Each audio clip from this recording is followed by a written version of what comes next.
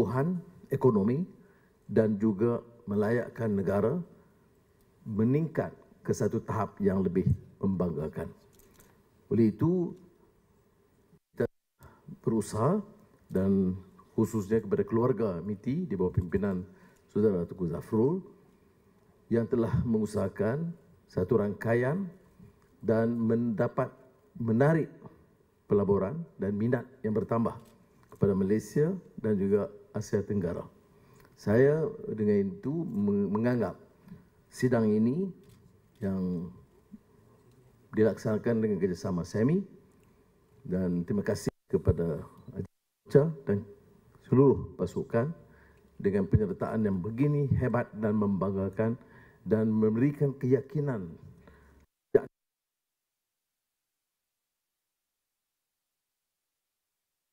saya, insyaAllah. Excellencies, ladies and gentlemen, in 1972, Intel opened its first overseas production facility in Malaysia, investing $1.6 million. The plant was built on what used to be a paddy field near my village, incidentally. A true story where the car of future Intel CEO Andy Grove was stuck in the mud during a visit to the plant in the monsoon season. The mud is gone, and he said, Aji, don't worry. MD, Hitachi, Clarion, Robert Bosch, Tronic, now SRAM, then followed suit, setting up operations in Malaysia. Over time, Semicon and Infineon joined. Infineon's latest announcement of 5 billion euros on the front end into Malaysia. More importantly, from Malaysia's perspective, we successfully developed homegrown companies such as Inari, Vitrox, Opstar, Skychip, Pentamaster, creating a truly local global ecosystem. In the few years since Intel's arrival, we have built a solid foundation thriving semiconductor ecosystem. We have end-to-end supply chain with market access through FTAs and a skilled multilingual workforce. They have Urdu, they have Hindi, other than Malay, Chinese in Tamil. So don't worry, you'll survive here. The government has provided numerous incentives to promote industry growth. Our robust industrial parks in Kulim, Batu Kawan. And incidentally, I was in Batu Kawan just a few months back to open the third phase of the industrial complex. And last month, when I met the Chief Minister, it was almost all taken up, to the extent that we have now to set up a new high-tech green center in Krian, in the North Perak, bordering Province Wellesley. Now, we have in Bayan La Paz, as well as our international airports and seaports, showcase our world-class infrastructure. Now, I'm not suggesting that we are satisfied. As Bernard Shaw used to say, there's always room for improvement. And the room is large enough to the capacity to improve at a faster pace. We also have excellent enabling institutions, including centers of excellence, universities, research arms, and industry association to drive innovation, conduct cutting-edge research, and nurture talent for the semiconductor industry. Our strategic position in the global supply chain is well recognized, and confidence remains strong. In 2023 alone, Penang, where I come from, I'm not biased, I must represent the whole country. Penang received $12.8 billion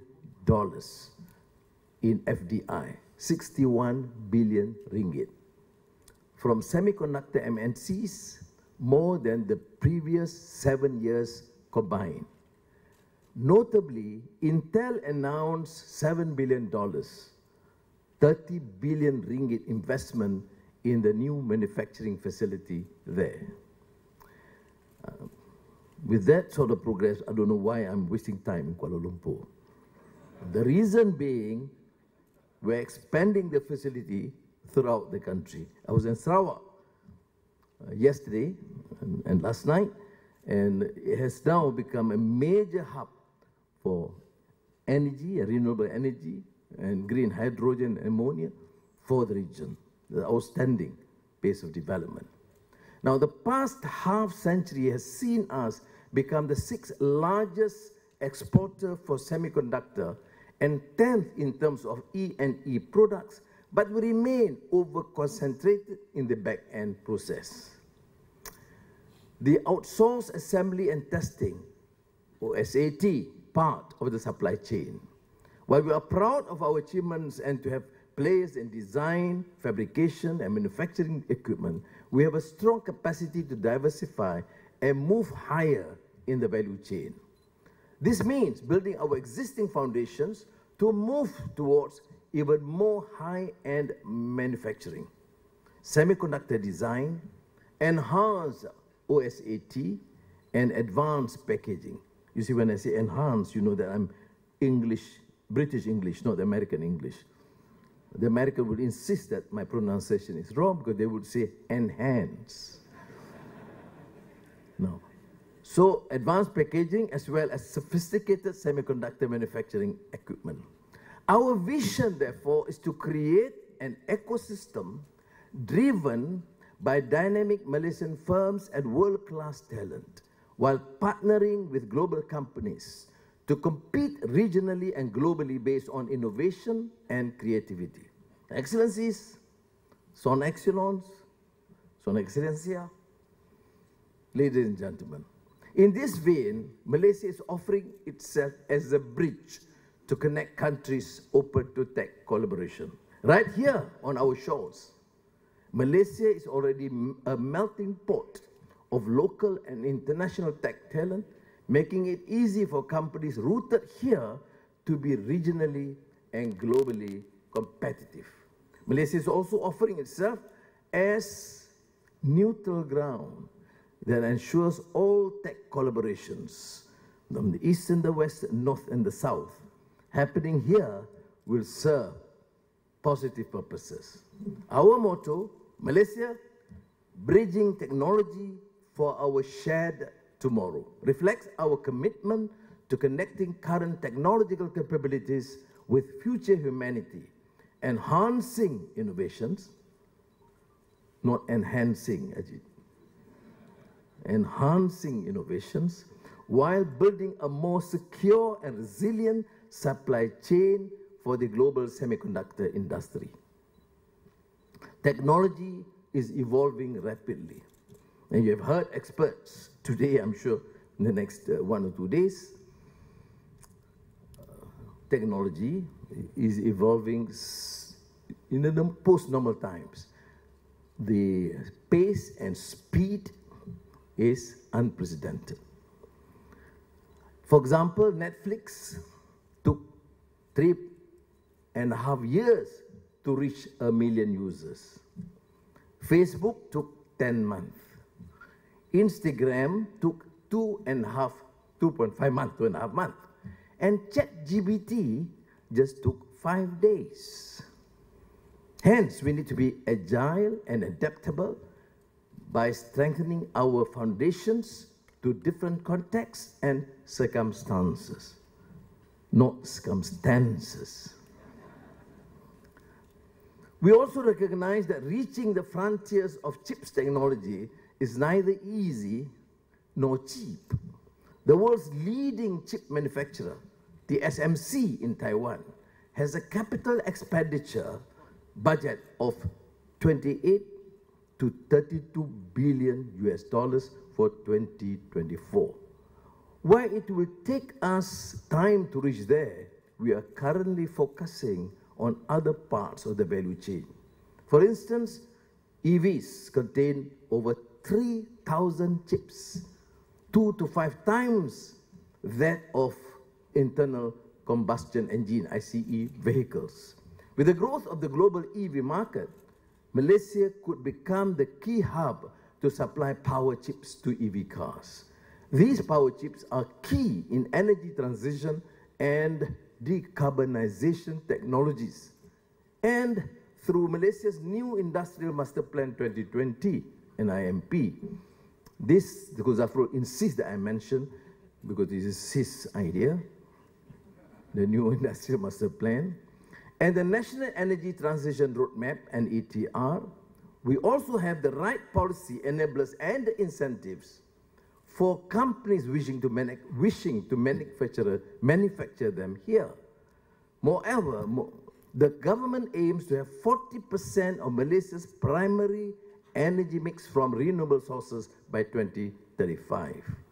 This initiative aims to reduce carbon dioxide emissions by 10 million tons annually and achieve 100% renewable energy by 2050.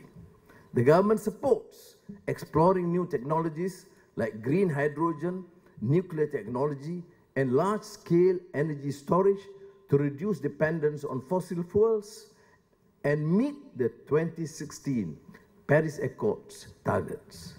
Starting this September, inshallah, third-party access, TPA, will be allowed in the national electricity supply industry, enabling other parties to supply energy using Tenggara National Berhad's transmission lines, reflecting high foreign investor interest in Malaysia. Against this backdrop, during our National Investment Committee meeting on the 16th of April, very recent, I requested, not requested, actually it was a polite term, I instructed for a strategic plan for Malaysia's semiconductor industry. Today, thanks to my colleagues, particularly MITI, 6 weeks later, I am pleased to share with you the salient features of Malaysia's national semiconductor strategy. Now, led by MITI,